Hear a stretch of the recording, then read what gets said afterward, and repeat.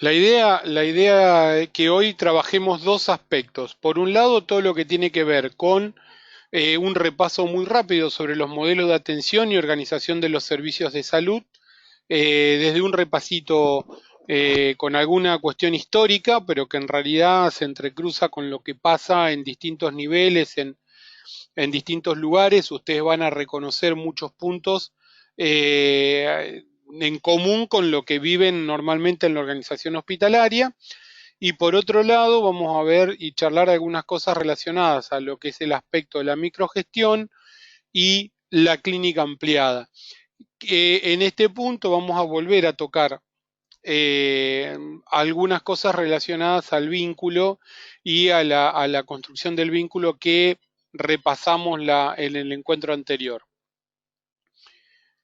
Entonces, cuando hablamos de modelo de atención y modelo de organización, podemos plantear que el modelo de atención es la concepción organizativa de la respuesta social a las necesidades de salud de la población. Esto van a ver que se entrecruza bastante con lo que hablamos al inicio del curso, si recuerdan, con respecto a lo que entendíamos como salud pública, ¿no? En esto volvemos a lo mismo, una concepción organizativa. Esto es el modelo de atención. ¿Cómo se organiza eh, un dispositivo, un servicio en función de resolver las necesidades de la salud de la población? Eh, Obviamente que esta concepción organizativa no es ajena al modelo histórico que está presente o al modelo conceptual o al paradigma que se juega en una determinada sociedad, ¿sí? Esta relación necesidad-respuesta está inscripta, como decíamos, en un marco histórico social determinado, por lo que la atención de salud se modifica junto con las transformaciones de la sociedad.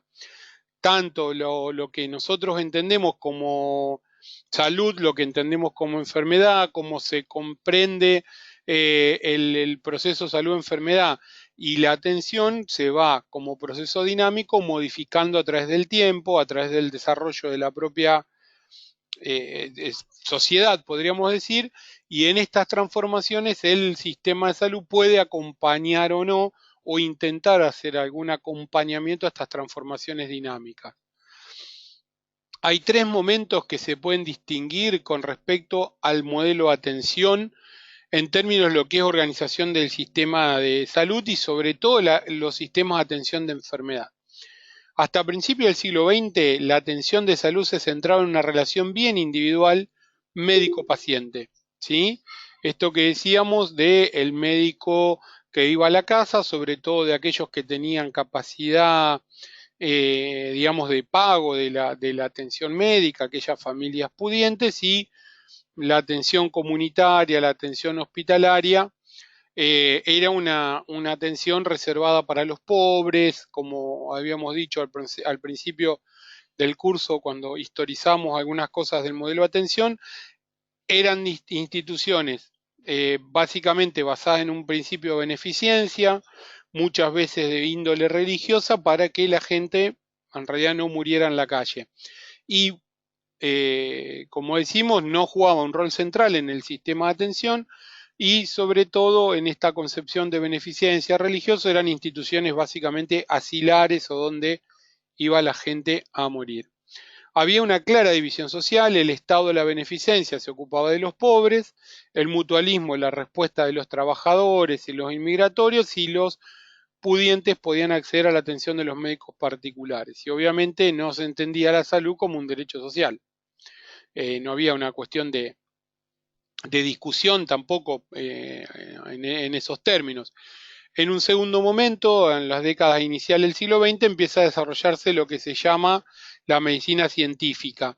Los hospitales pasan de este rol de, digamos, asilar y de cobertura de los últimos días de las personas sin capacidad de atención médica, para empezar a convertirse en instituciones asistenciales, empiezan a aparecer distintas posturas sobre la educación y la formación médica y digamos, en esto, con gran influencia, sobre todo en los modelos que nosotros, aparece el informe Flexner, ¿no? El modelo flexneriano. ¿Mm? Y hay un tercer momento que se puede reconocer, que podríamos decir que es más actual, en el que los factores influyentes, los determinantes del modelo de atención, empiezan a entenderse como procesos mucho más complejos. La ciencia de la salud se diversifican, aparecen disciplinas, aparecen también especialidades y subespecialidades médicas, y entre esto el interjuego de lo que venimos trabajando como interdisciplina, multidisciplina, enfoque preventivo. ¿Mm? También se acompaña en este momento de lo que es una crisis del ejercicio profesional, podríamos decir liberal. Esto también podríamos discutir en cuanto a los modelos de financiamiento que ya vimos, y empieza a aparecer esto de la subordinación de los profesionales, de las profesiones en general, a las organizaciones o a las grandes organizaciones, empresas, empresas de salud, centros de salud, gremiales médicas, asociaciones de dueños de sanatorios, etcétera, que empiezan un poco a modelar la forma del ejercicio de la profesión. Y en esto también juega un rol muy importante en la nueva organización el desarrollo de la tecnología, de la farmacología y obviamente todo el impacto económico que tiene, tanto del gasto público de lo que son la organización de los servicios, así como el gasto de bolsillo de las familias, configurando un gran mercado, digamos, el mercado de la salud, que abrió a un interés particular de lo que son las empresas, podríamos decir, relacionadas a la salud. También podríamos decir las empresas que lucran con la salud o con la enfermedad, que tienen que ver con la prestación de los servicios, la tecnología médica y la farmacológica, principalmente. ¿Mm? Bueno, otros aspectos a tener en cuenta, empezar a reconocer el campo de la salud, algo que ya vimos, en donde a partir de la década del 70, perdón, empiezan a aparecer factores a tener en cuenta al momento del análisis de salud, como son las conductas, los hábitos poblacionales, el medio ambiente, la genética, ¿sí? Empiezan a aparecer a partir de nuevas investigaciones y nuevos métodos de la ampliación del campo de la salud y la transición epidemiológica que también se vive después de la década del 70, en donde en la medida que aparecen mejores en las condiciones de vida, empiezan a prevalecer las crónicas degenerativas por sobre las infectocontagiosas.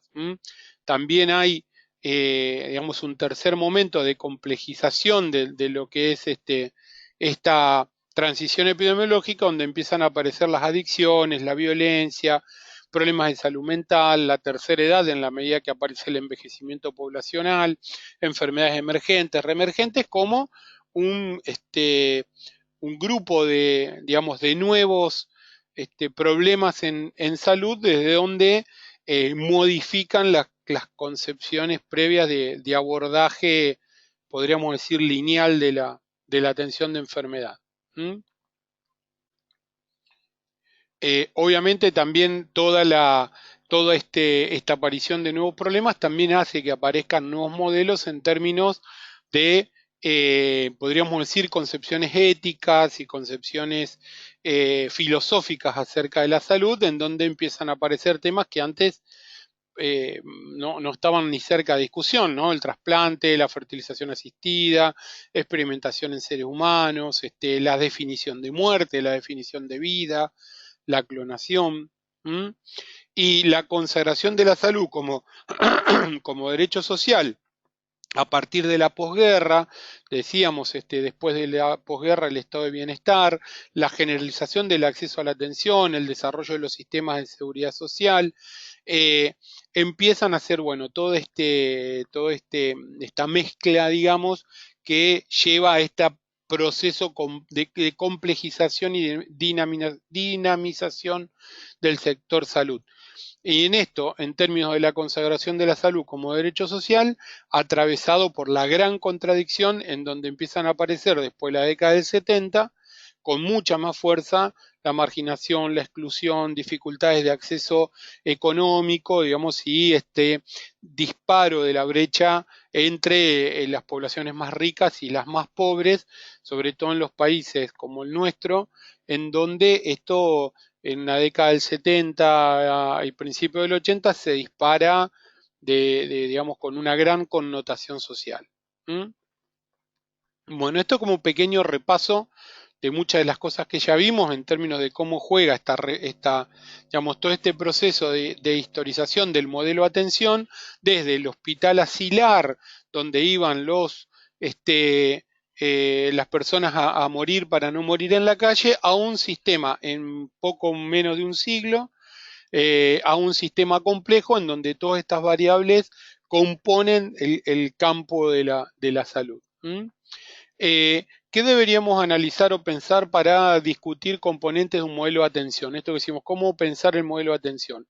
Digo, debemos tener en cuenta al momento de pensar la formulación de un modelo de atención, primero una población definida. Lo decíamos en la vez anterior, en el encuentro anterior. Digo, es muy difícil pensar un sistema basado en atención primaria de la salud, un sistema en el cual nosotros podamos pensarnos como trabajadores de la salud o incluso a los modos de organización del sistema sin entender que el proceso de definición de población como digamos, con límites definidos es fundamental. Entonces, una población definida en un espacio geográfico o institucional determinado, un programa o programas o plan prestacional con acceso universal y equitativo, esto ya lo vimos, un sistema de servicio organizado, idealmente por redes de servicio y con niveles o que regulen los niveles de acceso al sistema. Eso podemos discutirlo un poco más en profundidad, siempre con un marco normativo, una autoridad de aplicación y formas o herramientas que nos permitan evaluar el impacto de las medidas. Todo esto lo hemos visto en todos los módulos. Desde lo político institucional, estos componentes deben buscar la garantía o deben poder garantizar en su organización el derecho ciudadano y social a la salud. Y en esto es importante porque también podemos encontrar en los modelos de organización muchos de estos puntos que son contradictorios.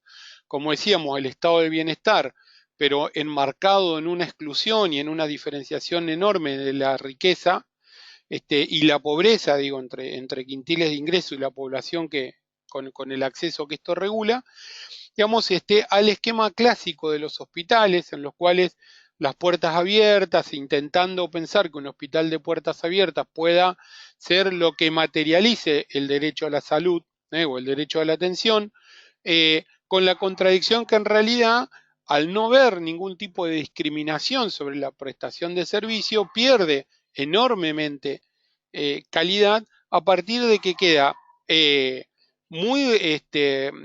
podríamos decir, de lado el derecho a esto a partir del anonimato de las personas y la dificultad de los servicios de puertas abiertas de poder diferenciar reglas de acceso y vulnerabilidad de las diferentes poblaciones.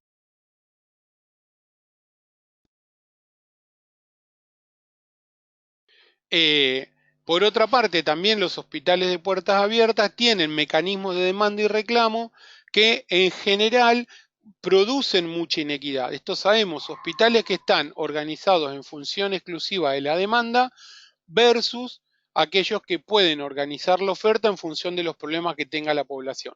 ¿Sí?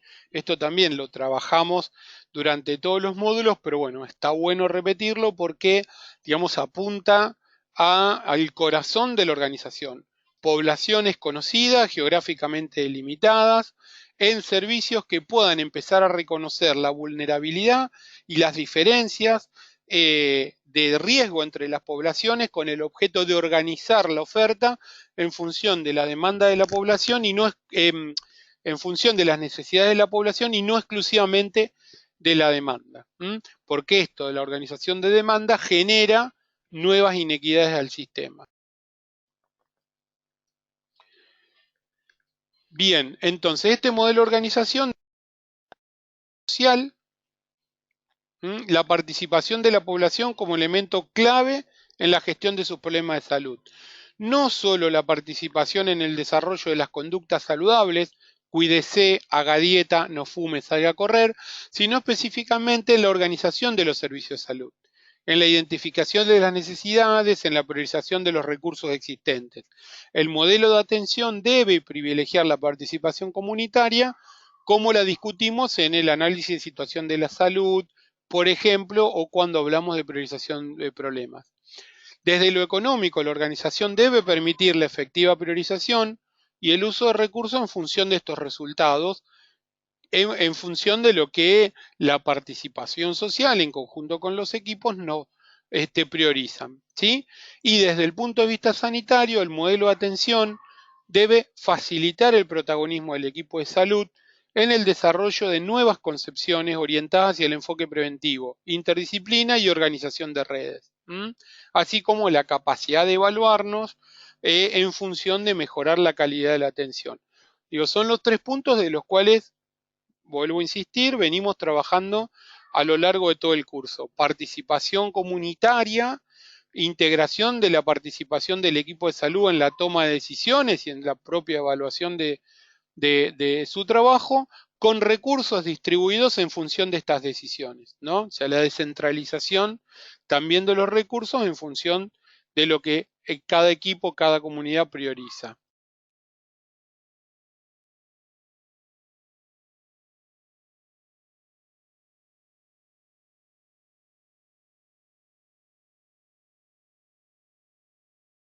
Bien, ¿cómo estamos hasta acá? Voy bien, se escucha, vamos bien, está muy confuso. Vamos rápido porque la idea es que esto podamos hacer algún repaso. Mucho de esto está en la bibliografía, pero bueno, me gustaría que una mínima retroalimentación.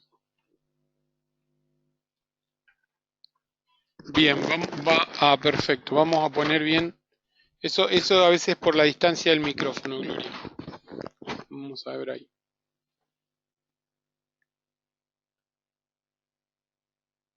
Bien, vamos a tratar de mejorar. Me avisan. Si ustedes ven que sigue entrecortado, me mandan un mensajito por el chat y lo reacomodamos.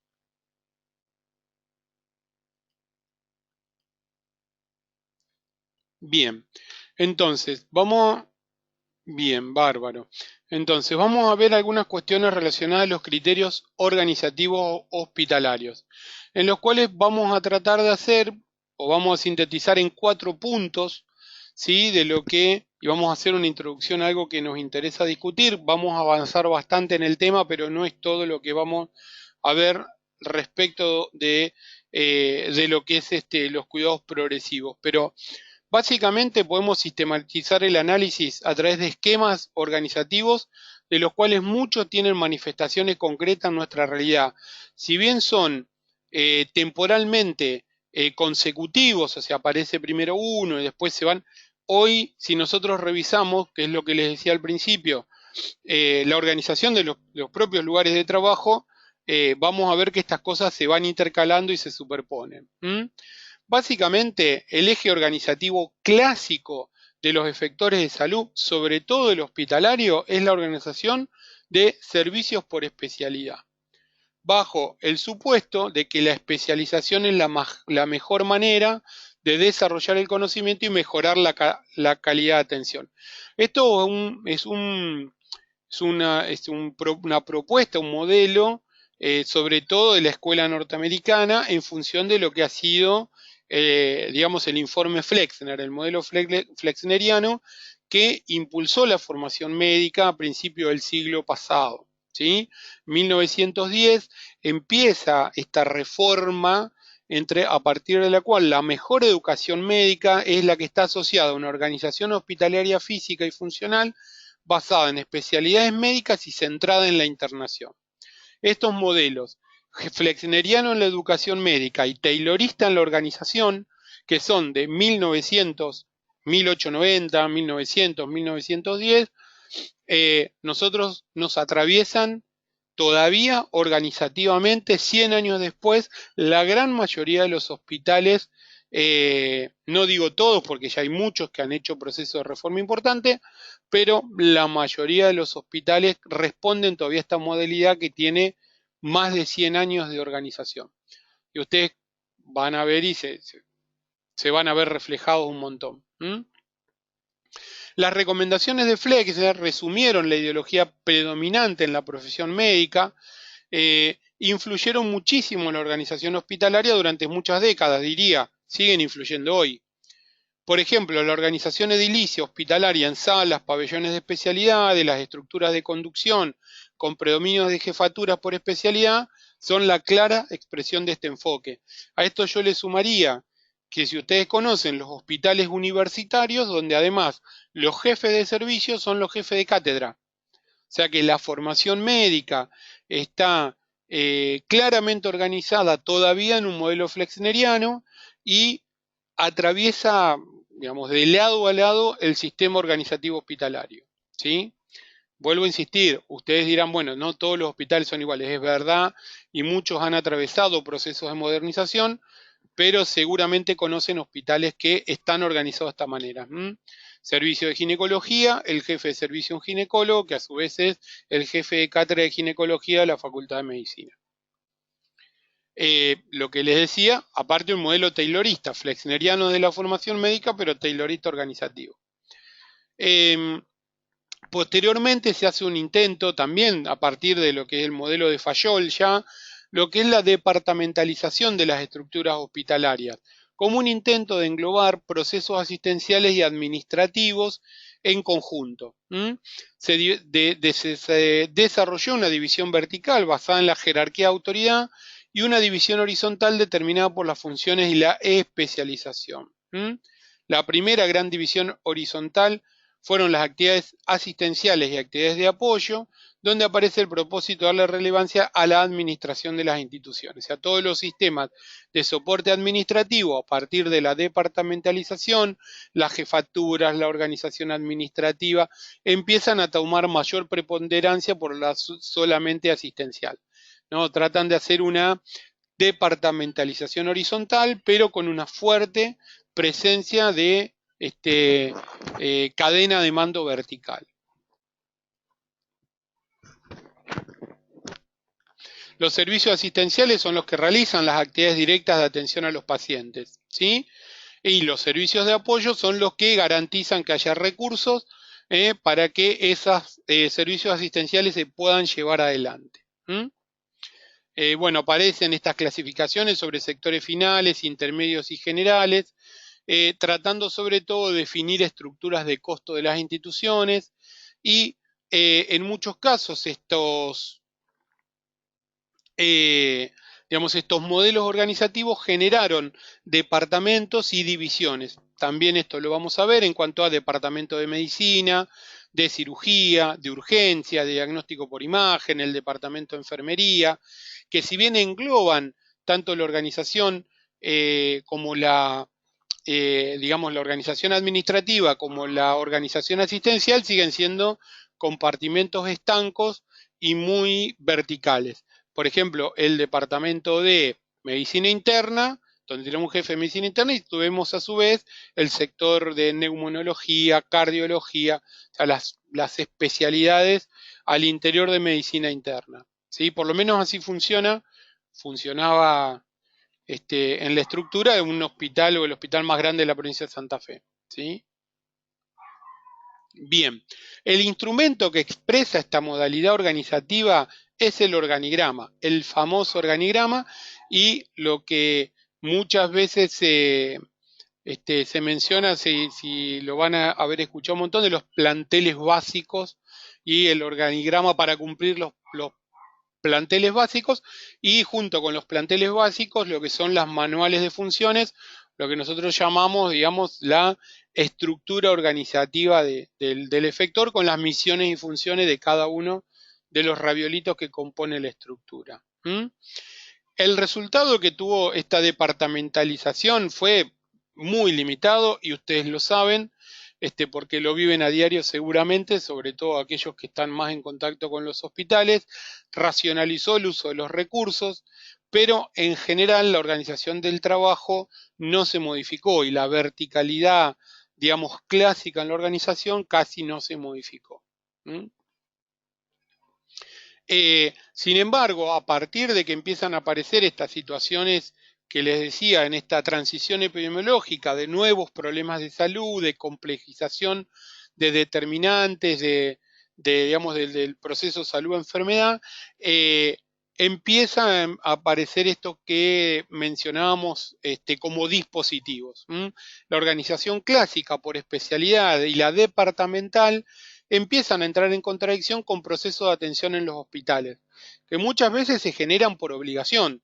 Digamos, siempre hay algún dispositivo más creativo o alguna parte del equipo más creativo que, si bien empiezan a pensar modelos de atención diferentes, no rompen con toda la estructura organizativa, ¿sí? Pero donde empieza a trabajar, por ejemplo, esta cuestión de la relación equipo de salud-paciente, empieza a ver, digamos, una interrelación de atención entre el médico, la enfermera, el psicólogo, ¿m? Y muchas veces, a partir de conflictos, de situaciones conflictivas o a partir de situaciones que pueden ser paradigmáticas o que, digamos, la estructura clásica del hospital no puede resolver, empiezan a, digamos, a requerir de esta acción entre todos los involucrados. Como dice muchas veces, a partir del conflicto es donde empieza a surgir la conducción de estos modelos, digamos, que intentan superar o romper este modelo de departamentalización, ¿sí? Esta organización de servicios también se encontró, podríamos decir, puesta en jaque a partir de los problemas más complejos, violencia familiar, lo que decíamos recién, lo que les comentaba en la anterior, que llevó al desarrollo, que ahora lo vamos a ver rápidamente, lo que fueron los equipos matriciales, el seguimiento de los pacientes con VIH y SIDA, que fueron realmente disparadores de situaciones complejas dentro de los efectores. ¿Por qué? Porque precisamente rebasan la capacidad de abordaje de una sola especialidad y requieren necesariamente de diversas áreas que empiecen a trabajar en conjunto. Sobre todo si se pone en crisis la cuestión de los resultados y el seguimiento de los pacientes, la departamentalización empieza a mostrar sus defectos. La capacidad de equipos de trabajo de poder superar estas problemáticas y no dejarlo como un problema estanco que seguía pasando de departamento a departamento es lo que dio inicio, como les contaba el otro día, a lo que terminó en el modelo llamado de organización matricial. Lo repetimos rápidamente, una organización matricial se caracteriza por ser una coordinación horizontal de recursos que pertenecen a diversas dependencias de la organización, pero que toman un objetivo en común, que es abordar problemas de salud polifacéticos, ¿sí? Trasplante, HIV y SIDA, adicciones, violencia de género, ¿eh? Y en general, en los equipos donde podemos empezar a pensar organizaciones matriciales, empiezan a aparecer la figura del coordinador.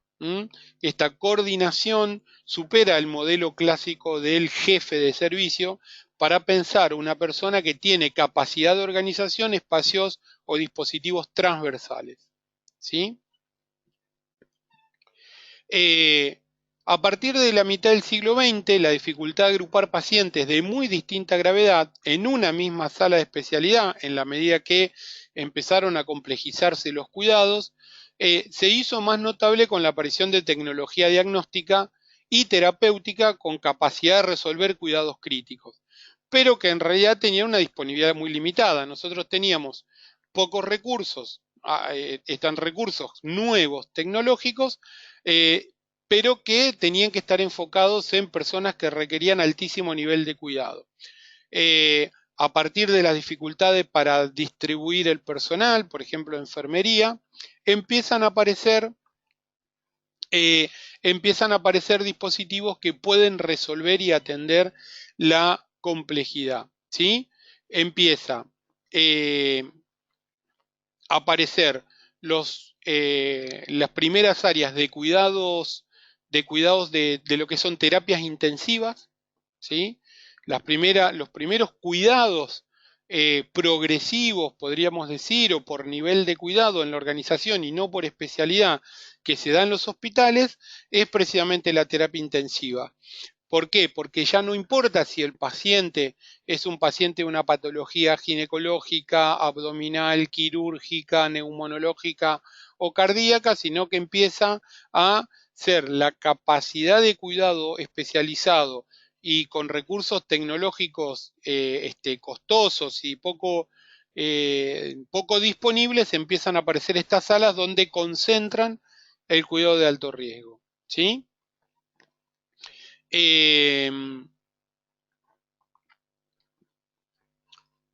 Bien, a partir de, podríamos decir, de este modelo, bueno, otro ejemplo que empieza a aparecer, creo que lo nombramos más adelante, si bien sí tiene una especificidad propia con respecto a la especialidad, en realidad transversaliza un montón de cuidados que es la neonatología. Entonces, el proceso de cuidado de la neonatología asociada a la obstetricia y la terapia intensiva son los primeros modelos de cuidados progresivos que empiezan a organizarse como o a impulsarse como modelos o modelos diferentes de organización. ¿Y qué es empezar a pensar por criterio de cuidados progresivos? ¿Mm? En realidad lo que empieza a entender es, o empieza a proponerse, es la internación indiferenciada y la organización de los servicios que componen cada hospital, cada efector, ya no por la especialidad en términos de órgano enfermo, la sala de ginecología, la sala de cardiología, de urología, sino a partir de la magnitud de los cuidados que requiere una persona. ¿Mm? Entonces, un momento determinado el proceso de salud o enfermedad, esa persona con la misma patología puede requerir cuidados intensivos, puede mejorar su cuadro y requerir cuidados intermedios y en la medida que está en la convalecencia, cuidados mínimos hasta el alta. Entonces, empezar a pensar la organización por cuidados progresivos es romper el modelo de internación por especialidad para empezar a pensar la organización del efector en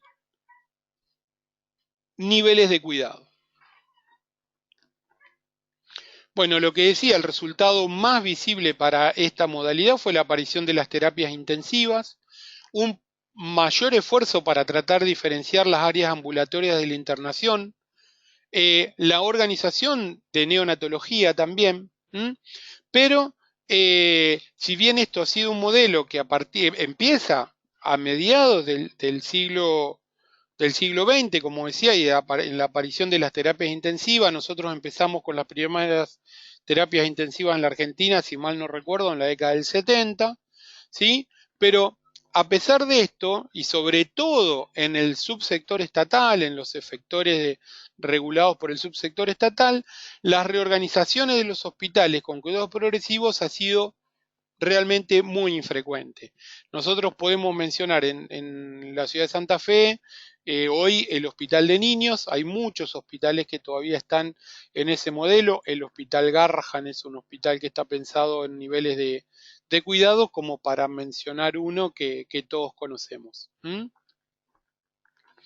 Eh, También, desde una mirada más amplia, tendríamos o debemos incluir en la concepción organizativa de cuidados progresivos el conjunto de modalidades de atención más recientes que no están centradas o que dejan de lado la internación prolongada, ¿no? Esto es decir, el paciente entra y está 20 días internados, que tienen que ver con la cirugía ambulatoria, los hospitales de día, la internación domiciliaria, los modelos de organización de cuidados paliativos, digamos, son todos dispositivos, con los términos que vimos en el encuentro anterior de dispositivos, que son formas organizativas que buscan mayor eficacia, mucha más calidad de atención y sobre todo mejor calidad en términos de dignidad en la atención de las personas.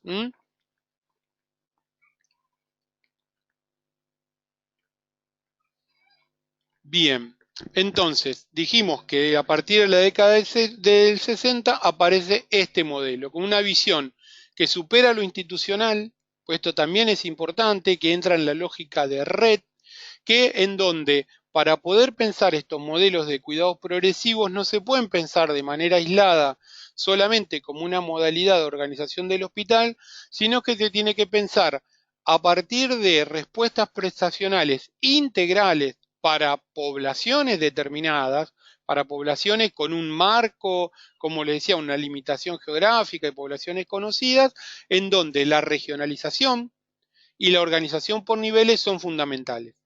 Ya no podemos pensarlo en términos aislados. Entonces, así como decíamos, atención primaria de la salud en términos de pensar, la organización desde el primer nivel de atención, los proyectos de regionalización, dentro de este marco es que se instalan los cuidados progresivos hospitalarios, ¿sí? Como una parte más de la organización del proceso para darle continuidad a la atención. La organización por niveles responde a una lógica de regionalización. Se basa en un concepto de capacidad de resolución en una franja de los servicios de una determinada área. Por ejemplo, un determinado programa prestacional de primer nivel basado en acciones de promoción, prevención, atención interdisciplinaria, ¿sí? Establece cuáles son los servicios, el centro de salud, policonsultorios, consultorio especialidad básica, esto que decíamos, equipos de referencia poblacionales, un médico de la enfermera, trabajando con equipos de apoyo matricial de especialidades que ascriben a estos equipos, y a partir del análisis de situación local, a partir del análisis de situación integral en salud, empezar a pensar cómo deben organizarse los recursos hospitalarios en función de las necesidades de la población, demográficas, geográficas, epidemiológicas incluidas en ese área, para que esos cuidados progresivos hospitalarios respondan a la regionalización que se propone. Por último, deben incluirse en este esquema en el concepto organizativo fundamental de las redes, como lo vimos con Patricio también 2 encuentros atrás, en sus 2 vertientes. Una más vinculada a los servicios, a las relaciones de circulación de los pacientes de acuerdo a sus problemas y a la capacidad de resolución necesaria, que cada uno de manera equitativa acceda a lo que necesita por el momento que está atravesando en su proceso de salud, enfermedad, atención, ¿sí? Y no en función del órgano enfermo, como decíamos, pero una vertiente más amplia de red en el cual la coordinación entre servicios, efectores y niveles no se queda ahí, sino que incorpora necesariamente la diversidad de la trama social y de la participación social en salud, como la vimos y la entendemos digamos, a lo largo del curso, como un insumo básico para la construcción de un modelo de atención.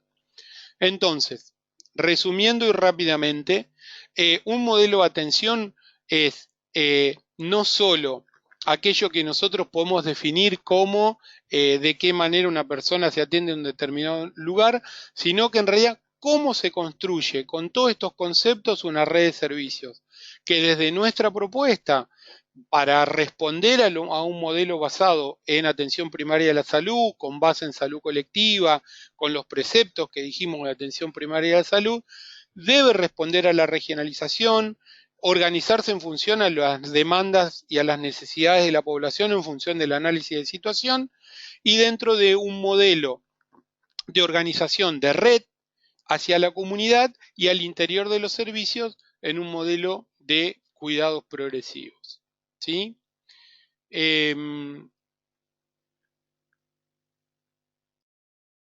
Bien, hasta acá llegamos con esta primera parte, que es lo fui llevando rápido porque creo que es un tema llevadero.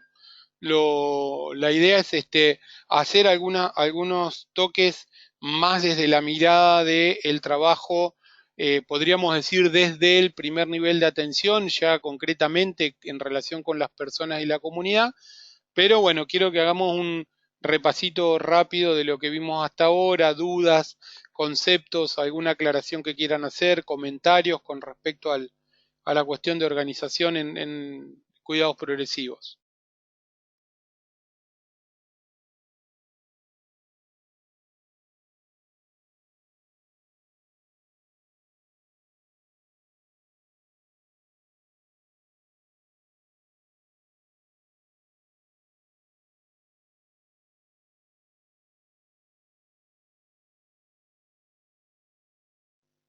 Dudas, consultas, comentarios.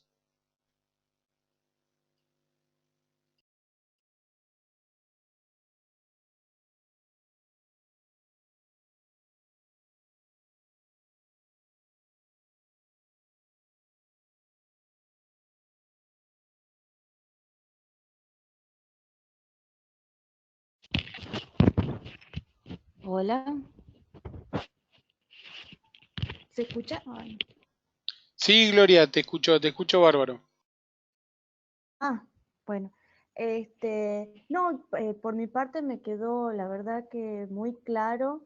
Eh, Me parece que fueron muchos conceptos, pero muy bien acomodados, lo cual me queda como muy claro, digamos, el tema. Así que por mí está todo bien. Bárbaro. Joana dice, por ahí sigo leyendo la Biblia. No, seguramente, la verdad que ha sido tenemos mucha bibliografía, pero bueno, la idea es tratar en lo posible, en la medida que charlamos, también ir despejando dudas o sobre algunas contradicciones.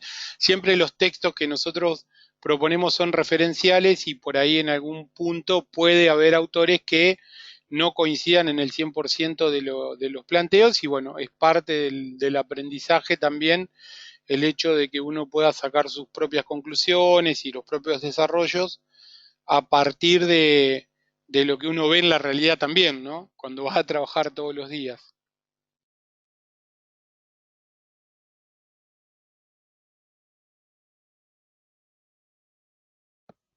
Hola, buenas noches. Sí, por ahora, por ahí, nada, comentar, no es ninguna reflexión muy, muy lúcida, pero que bueno, el mayor ejemplo que yo al menos acá en Capital y en la provincia sigo viendo de los hospitales es con el tipo de organización departamental, tipo taylorista, flexneriana, eh, y salvo algunas experiencias por ahí en centros de salud, digamos, o en algunos municipios, veo lejos lo que plantea Sousa con el sistema de, digamos, los colegiados y los equipos de referencia, que me parece que es una propuesta muy viola, pero lo veo bastante alejados de lo que sucede al menos acá actualmente, salvo en algunos centros de salud. Bueno, eso. Y digo, la reflexión, yo tomaría dos. Primero, la potencia que tuvo el señor Taylor con su idea de organizar los tejedores de lana en Inglaterra en 1800 y pico, que nosotros hasta 100 años después y 15.000 kilómetros más lejos seguimos organizando los hospitales como él pensó organizar la fábrica de lana o de tejido. Digo, eso es impresionante cómo resisten estos modelos. Y creo que esa resistencia, bueno, tiene multicausal, ¿no? Pero en algún momento, digo, tiene que haber sido en algún modelo de organización de una extrema utilidad para lo que había previamente, que ha anclado tan fuerte en los servicios que 100 años después lo seguimos viendo. Pero por otro lado, y eso, digamos, lo que nosotros más insistimos, y tal vez un poco la idea de la charla anterior, no sé si quedó tan claro, pero es, digo, la importancia o lo valioso que es pensar dispositivos, ¿no? Cuando uno dice yo, vamos a pensar un dispositivo no es solo, digo, un mecanismo para otorgar mejor los turnos, no, un dispositivo, por más que sean dos personas tomando un solo problema de dos o tres familias, ya es transformador.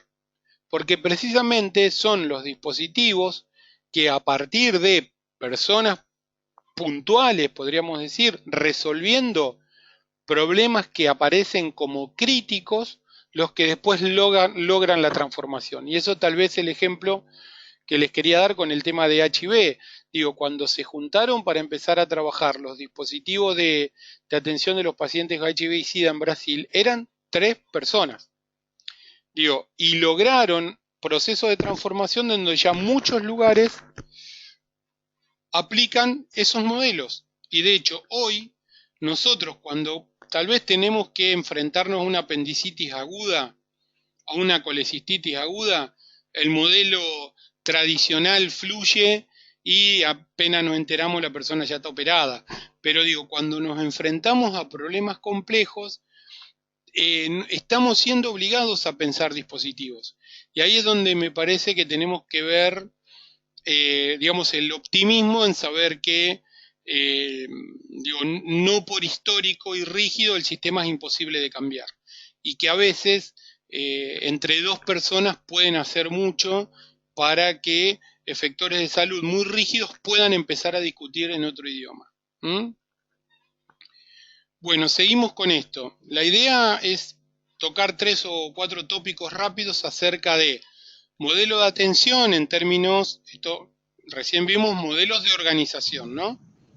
Sí, Juan, ¿querías decir algo?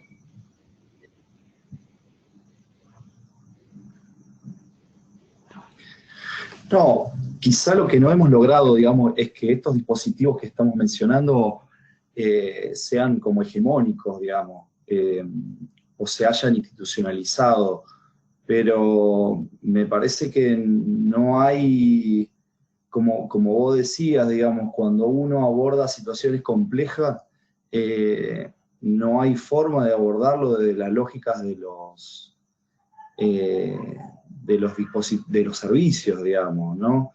Y tenemos innumerables encuentros en donde nos juntamos los distintos equipos de territorio de los hospitales y otros dispositivos intermedios, también intersectoriales, digamos. Vivimos construyendo así.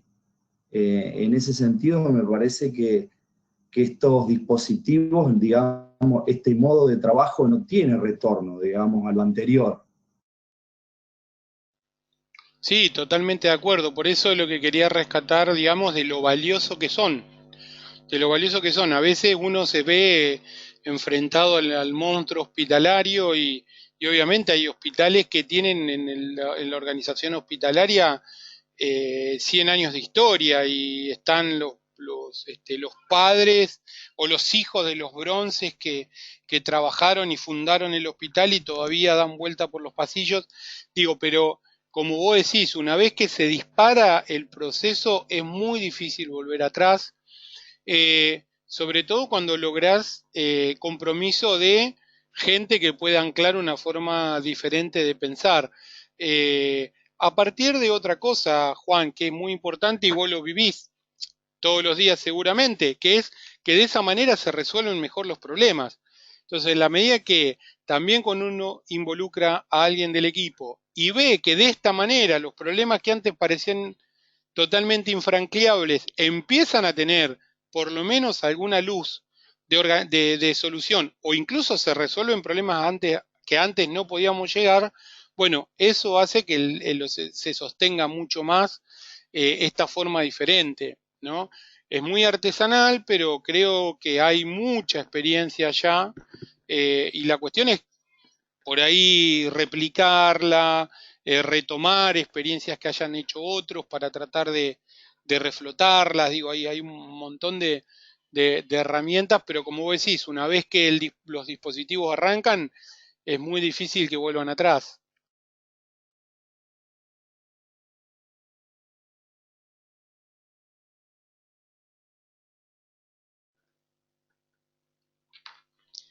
Bien, bueno, como les decía, vamos a avanzar 2 o 3 minutitos más con esto, en términos que decíamos, modelos de microgestión, modelos de atención y a qué entendemos o qué llamamos por clínica ampliada. Algunas cosas tocamos en la anterior, pero bueno, vamos a, como decía, a repasar, ¿sí? Estas son algunas cosas importantes a tener en cuenta que por ahí suman a lo que decíamos recién en cuanto al modelo de organización, ¿sí? En cualquier sistema de salud, los profesionales de salud, ¿sí? Son lo que en última instancia los trabajadores de la salud, diría yo, son los que definen qué servicios se van a consumir, cuándo, en qué momento, esto que decíamos. El modelo de atención tiene que ver con el proceso de cuidado y el proceso de cuidado como, digamos, producto que se consume en acto, en realidad tiene en el trabajo de las personas su principal impacto, ¿m? Porque son los equipos los que en realidad llevan adelante estos actos de cuidado.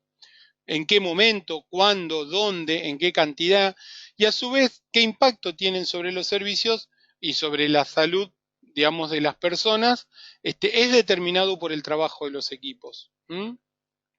Los servicios de salud, esto ya lo habíamos repasado, lo repetimos, no son un fin en sí mismo. Nadie consume servicios de salud porque tiene ganas, porque se antojó. lo hace en realidad por los beneficios derivados de ese consumo, ¿sí? En términos de cuidado, cuidado de la salud, expectativa de vida, etc.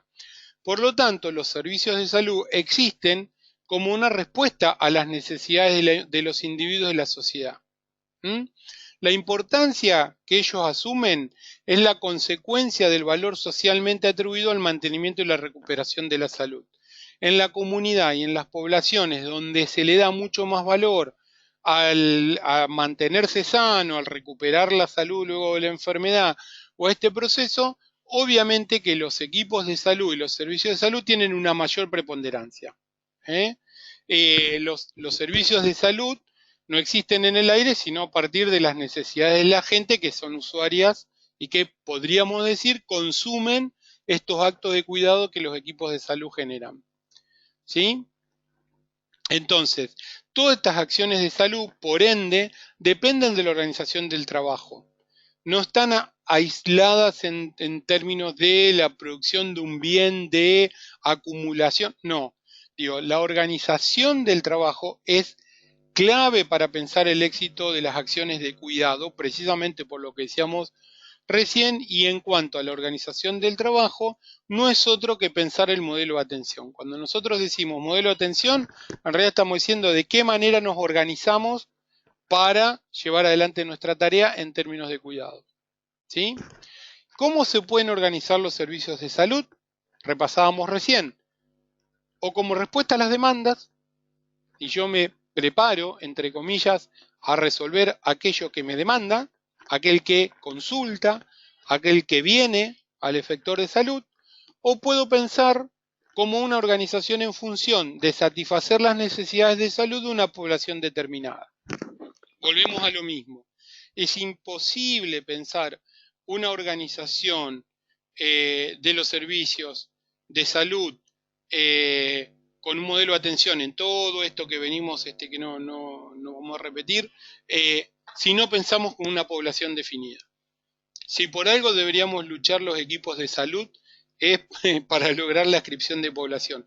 Es muy difícil pensar una organización que responda solo a la demanda individual de pacientes que desconocemos su origen y no sabemos cuándo los vamos a volver a ver.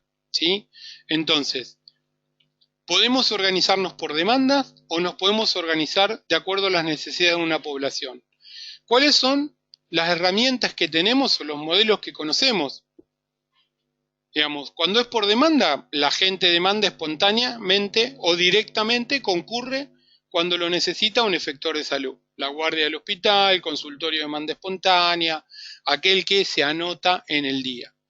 En cambio, cuando pensamos la organización o necesitamos herramientas para pensar la organización de una población a cargo en función de las necesidades, ya empiezan a aparecer herramientas como los turnos programados, las visitas previas, en función de una herramienta que vamos a ver más adelante, lo que se llama el fichero calendario.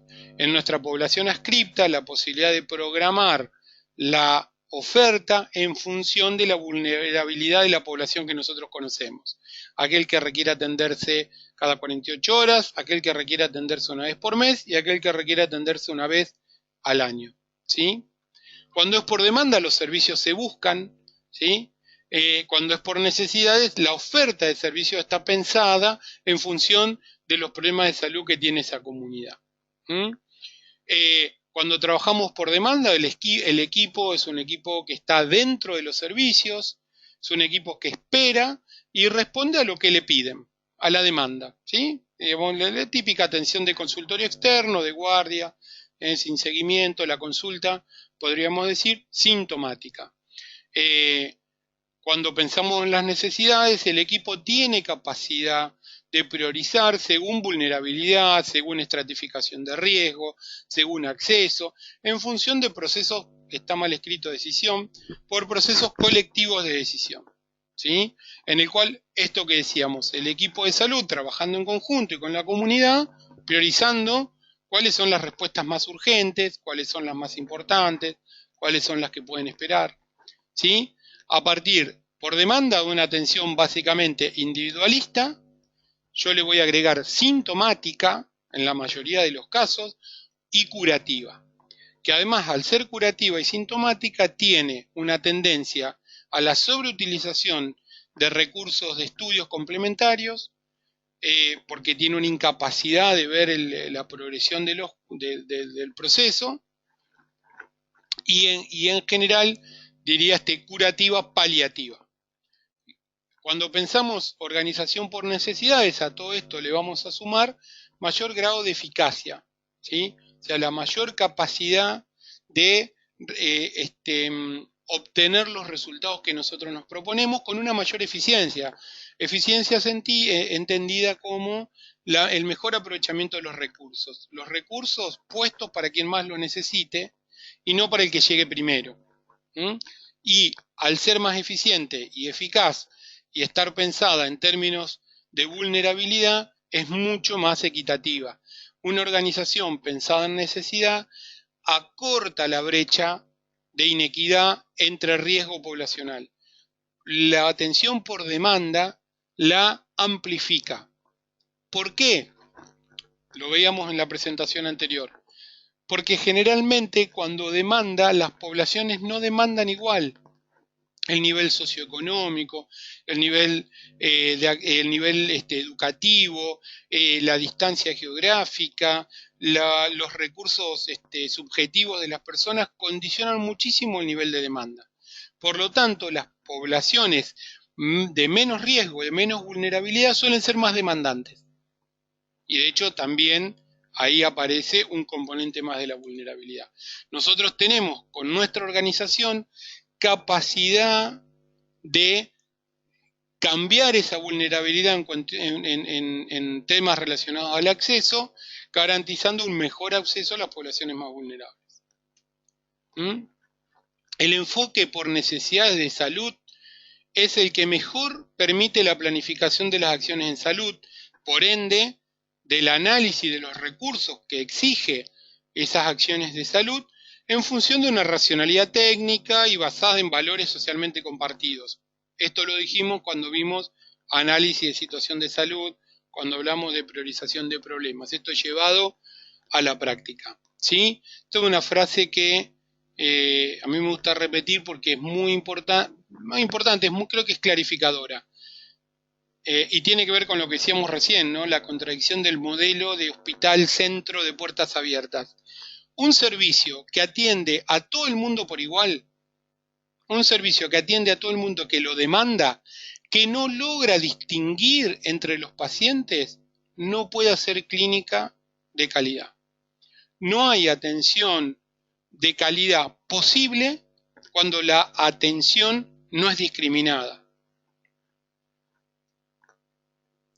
Cuando nos referimos a clínica ampliada, nos referimos a un término, ¿sí? O clínica del sujeto, ¿sí? Es cuando dijimos la persona pasa a ser objeto de nuestro trabajo.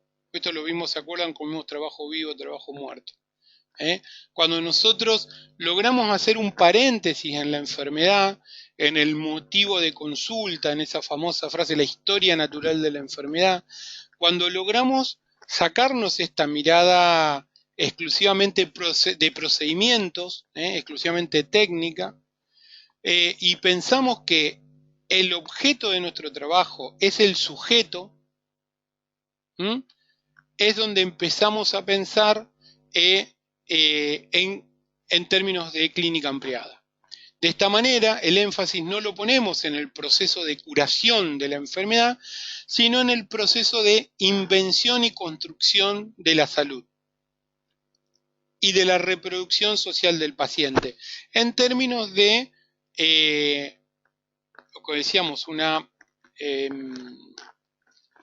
definición amplia de salud, ¿no? Como la capacidad de luchar contra las condiciones que limitan la vida, en función de nuestras necesidades, nuestra cultura, de nuestro medio ambiente, y en donde esto que repetimos acá es parte de lo que vimos, si recuerdan, cuando decíamos cómo trabajar con los equipos de salud para evitar la alienación del trabajador.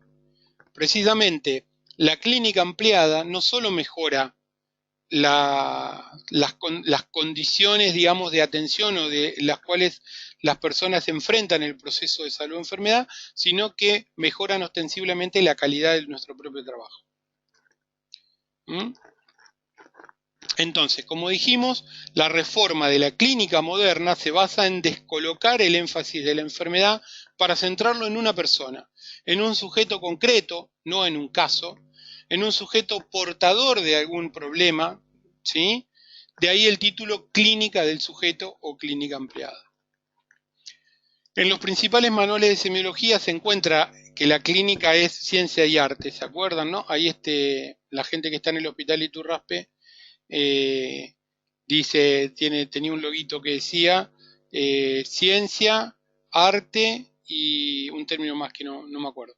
Y una contradicción, estos serían contradicciones en los términos en realidad, porque cuando hablamos de ciencia en términos duros, hablamos de procedimientos normalizados, de procedimientos rígidos, de procedimientos duros, y cuando hablamos de arte, de la invención y la improvisación, ¿no?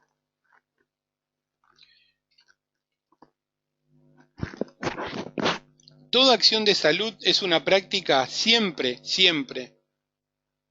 sometida a determinantes sociales, políticos y económicos. Lo vimos durante todo el curso. Sin embargo, la organización de salud, la organización del modelo de atención, del proceso de atención, puede crear, debe crear, esto que decía Juan recién, ambientes y situaciones más o menos protegidas de todas esas determinaciones, ¿sí? ¿Cómo el modelo de atención puede, a partir de cuidar las relaciones vinculares, ¿sí? Y pensar la clínica con una mirada ampliada, puede proteger de estos, digamos, de las intervenciones, estos determinantes que decíamos recién, ¿sí? Bien, bueno, algunos términos que repasamos rápidamente. Dijimos, ¿cómo podemos criticar en términos no de la crítica hueca, sino criticar en términos críticos como opinión con propuesta transformadora? Esta fragmentación que se origina en la especialización progresiva, en esta departamentalización clásica de los sistemas de salud, sin caer en la cuestión de me opongo, no sé por qué, pero me opongo. Bueno, en términos de entender los conceptos de campo y núcleo de saberes, que ya lo vimos, y en función de esto construir responsabilidades, construir equipo y poder construir el vínculo. El reconocimiento de los límites de los saberes disciplinares ya es la primer pata para empezar a pensar, recién lo mencionaba Juan, que hay formas de pensar los saberes de una manera más transversal, interdisciplinaria. O sea, el reconocer los propios límites, ya a partir de uno mismo, cuando intenta o propone trabajar desde una modalidad de clínica ampliada, es el primer paso fundamental. El trabajo en red, la cultura de la comunicación, son dispositivos obligados en la organización de salud para pensarse desde la clínica ampliada, ¿sí? Herramientas que ya dijimos, la gestión colegiada, la división de los servicios de salud en unidades de producción compuestas por equipos multiprofesionales, son dispositivos que crean condiciones institucionales favorables para pensar la construcción de proyectos terapéuticos, ¿no? Esto de salirnos de la clínica restringida, de la clínica reducida a la clínica ampliada, todos estos dispositivos que estuvimos hablando, adscripción de población, equipos de referencia, equipos matriciales, gestión colegiada, unidades de producción, que serían los equipos matriciales organizados por problemas, son todos los dispositivos que a nosotros nos permiten pensar la organización de una manera diferente. Y a partir de ahí, y esto lo vamos a repetir muy rápidamente de lo que dijimos en el encuentro anterior, la construcción del vínculo como recurso terapéutico.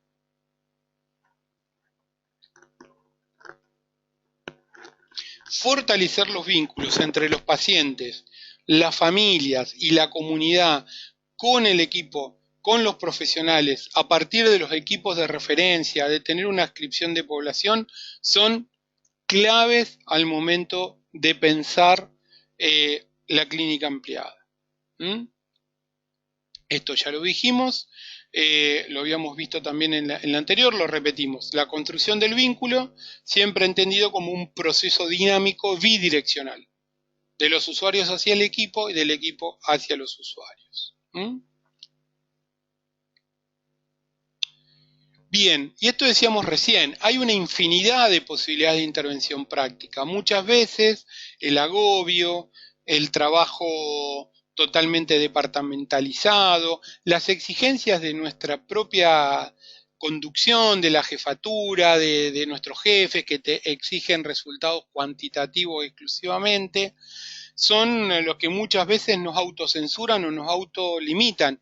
Y muchas veces pensando en llegar a un ideal, nos quedamos en la nada, nos quedamos inmovilizados y sin querer, lo que dice, es un absurdo, digamos, pero sin querer nos quedamos repitiendo el modelo que queremos transformar. Por eso es importante esto de reconocer la cantidad de posibilidades que tenemos de intervenir de una manera diferente.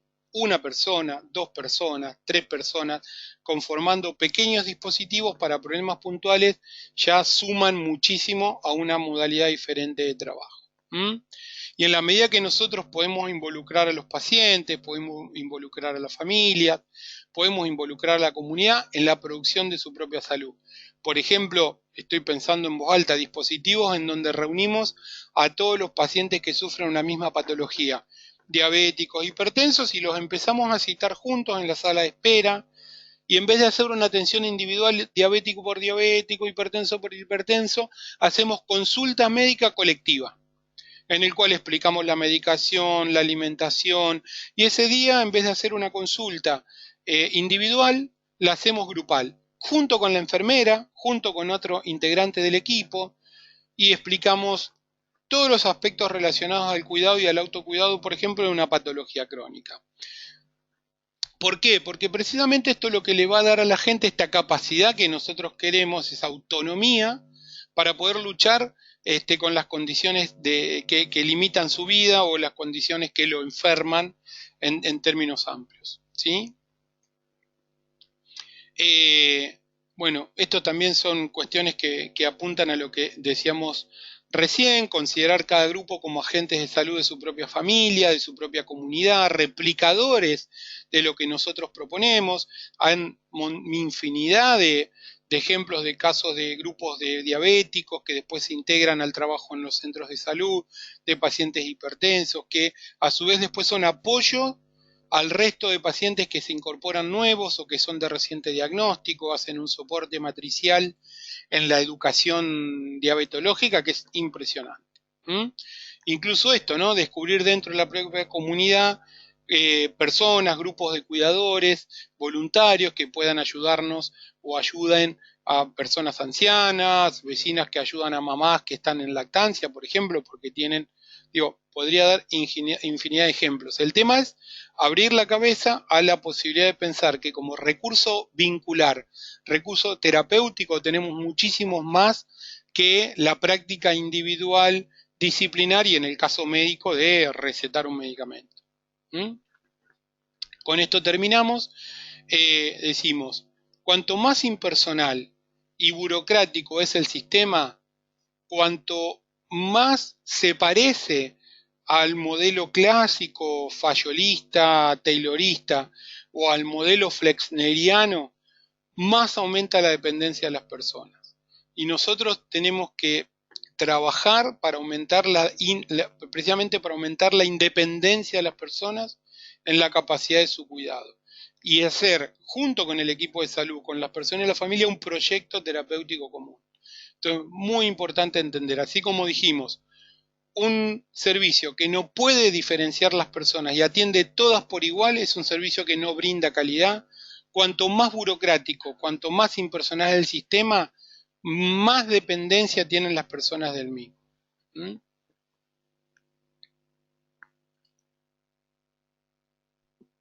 Bueno, fue un peloteo largo y rápido. La verdad que tiramos una lista importante de conceptos, pero me parecía importante que lo pudiéramos ver junto, porque esto tiene una relación directa en la organización. Cuidados progresivos, adscripción de población, equipos de referencia, equipos de apoyo matricial, equipos de apoyo matricial de los efectores ambulatorios, trabajando en conjunto con los dispositivos hospitalarios, para pensar la organización del sistema no en función de la demanda, sino en función de las necesidades de la población. Necesidades entendidas a partir del análisis de situación integral con participación comunitaria y participación del equipo de salud. Así que bueno, hasta acá llegamos con lo de esta noche. Nos van a quedar para cerrar el módulo. Está planteado hacer como un repaso y 2 o 3 temitas que nos están quedando colgados, que tiene que ver con los sistemas de registro, profundizar algunas cosas de cuidado, de cuidados progresivos, y después vamos a hacer una presentación donde vamos a tratar de resumir todo esto en un modelo digamos, un poco más gráfico para que visualmente podamos repasar todo lo que vimos. Así que bueno, abrimos unos minutos para preguntas, debate, discusión, lo que quieran aportar.